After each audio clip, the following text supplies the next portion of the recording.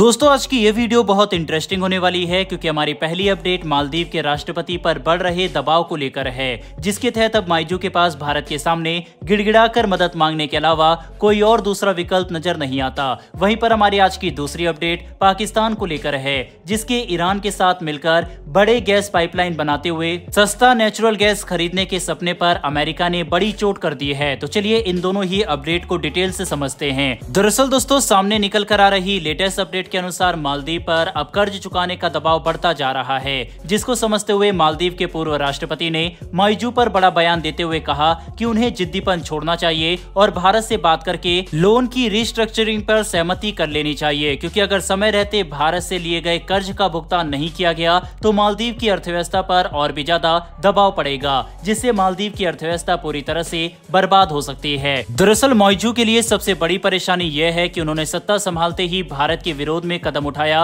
उन्होंने भारत के साथ अपने संबंध बर्बाद करते हुए चीन और तुर्की जैसे देशों को प्रायोरिटी दी। यहाँ तक कि मालदीव के राष्ट्रपति भारत को विजिट करने भी नहीं आए, जो इस बात को दर्शाता है कि वह भारत के साथ अपने संबंध रखने में बिल्कुल भी इंटरेस्टेड नहीं है। लेकिन जैसे ही उनकी टेबल पर भारत से लिए गए कर्ज की फाइल पहुंची, माइजू के होश उड़ गए। लेटेस्ट आंकड़ों की माने तो मालदीव पर भारत के $400 मिलियन से ज्यादा के कर्ज मौजूद है। अगर इन आंकड़े को थोड़ा और डिटेल से समझे तो भारत से लिए गए कर्ज के मामले में मालदीव को अगले 25 सालों में 8 बिलियन मालदीव रुपए का भुगतान करना है, जबकि चीन के लिए गए कर्ज भारत के मुकाबले कहीं ज्यादा है। मालदीव के ऊपर फिलहाल 18 बिलियन मालदीव रुपए के कर्ज मौजूद है, जो उन्होंने चीन से लिया है। ऐसे में आप समझ सकते हैं कि मालदीव जैसे छोटे देश के लिए इतने बिलियन का कर्ज चुकाना कितनी बड़ी परेशानी है। और ये बात भी सच है कि मालदीव की अर्थव्यवस्था भारत से नहीं बल्कि चीन से लिए गए कर्ज से परेशान है। मालदीव के पूर्व राष्ट्रपति भी अपने देश को यही समझा रहे हैं कि अगर मोहम्मद माइजू ने भारत के साथ बातचीत करके लोन की रिस्ट्रक्चरिंग पर सहमति कर ली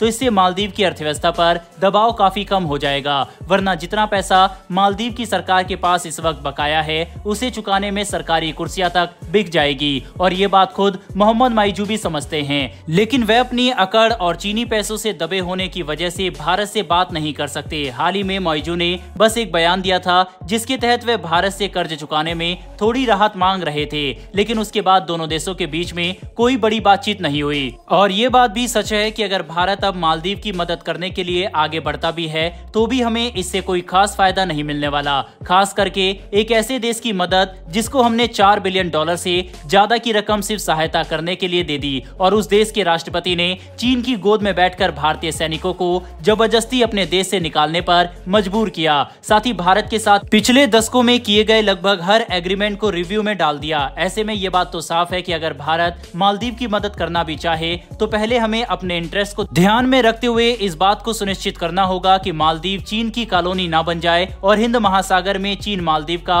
इस्तेमाल वैसे ना कर सके जैसे वे पाकिस्तान का करता है। ऐसा करने के लिए हम मालदीव की सरकार के साथ नए एग्रीमेंट कर सकते हैं ताकि हमारी सेना मालदीव में तैनात रह सके और कई मामलों में हमें पूरी तरह से ऑटोनॉमी भी दी जाए। बहरहाल बढ़ते हमारी दूसरी अपडेट की तरफ। ये अपडेट ईरान और पाकिस्तान के बीच बनने वाली गैस पाइपलाइन को लेकर है, जो वैसे तो आज से दशकों पहले पूरी हो जानी चाहिए थी, लेकिन अमेरिकी प्रतिबंधों की वजह से अभी तक इसमें कोई बड़ी डेवलपमेंट नहीं हो सकी, जिसको लेकर ईरान की तरफ से बयान दिया गया कि अमेरिकी प्रतिबंधों की वजह से ये परियोजना आगे नहीं बढ़ पा रही, जो काफी बड़े नुकसान का कारण बन सकती है। इसके ठीक बाद अमेरिका की तरफ से भी इस मामले में एंट्री की गई और एक उच्च अमेरिकी अधिकारी की तरफ से बयान दिया गया कि फिलहाल उन्हें इस बात की कोई भी जानकारी नहीं है कि इस इतने बड़े Iran Pakistan gas pipeline project के लिए फंडिंग कहां से आएगी, क्योंकि अमेरिका अभी इस पर किसी भी तरीके की छूट देने के बारे में विचार नहीं कर रहा। बता दें कि जिस गैस पाइपलाइन की बात हो रही है उसका हिस्सा ईरान ने अपनी तरफ से पूरा कर लिया है।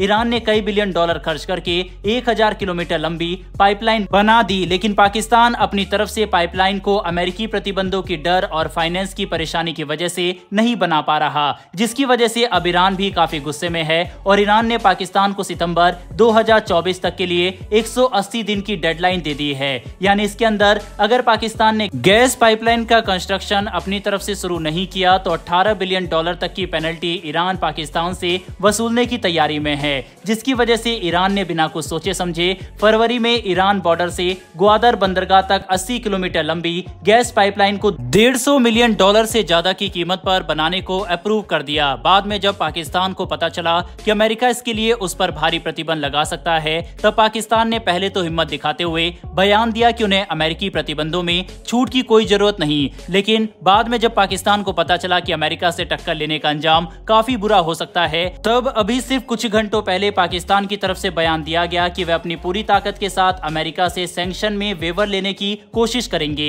जिससे आप समझ सकते हैं कि ये मल्टी बिलियन डॉलर पाइपलाइन की डील किस तरह से एक से दूसरी तरफ डोल रही है। लेकिन ग्राउंड लेवल पर कोई बड़ा डेवलपमेंट नहीं हो पा रहा। बहरहाल दोस्तों, इस वीडियो में इतना ही। दोनों ही खबरों के ऊपर अपनी राय कमेंट बॉक्स में लिखकर बताइएगा। साथ ही क्या भारत को मालदीव की मदद करनी चाहिए, वह भी इस तरह की हरकत करने के बाद, या फिर नहीं, अपनी राय कमेंट बॉक्स में लिखकर जरूर बताइएगा। फिर मिलेंगे ऐसी एक नई वीडियो के साथ। धन्यवाद। जय हिंद।